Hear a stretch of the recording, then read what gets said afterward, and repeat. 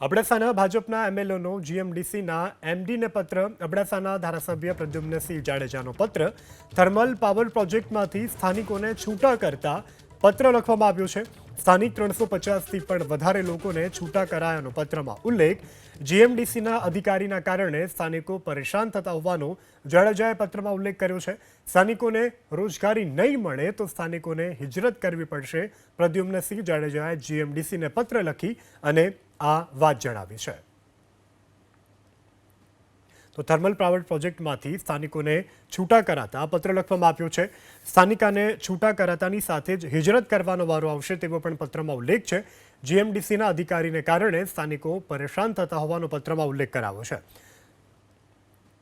તો thermal power પ્રોજેક્ટમાંથી સ્થાનિકોને છૂટા કરાતા પત્ર લખવામાં આવ્યો છે. સ્થાનિકાને છૂટા કરાતાની સાથે જ હિજરત કરવાનો વારો આવશે તેવો પણ પત્રમાં ઉલ્લેખ છે. જીએમડીસીના અધિકારીને કારણે સ્થાનિકો પરેશાન થતા હોવાનો પત્રમાં ઉલ્લેખ કરાયો છે.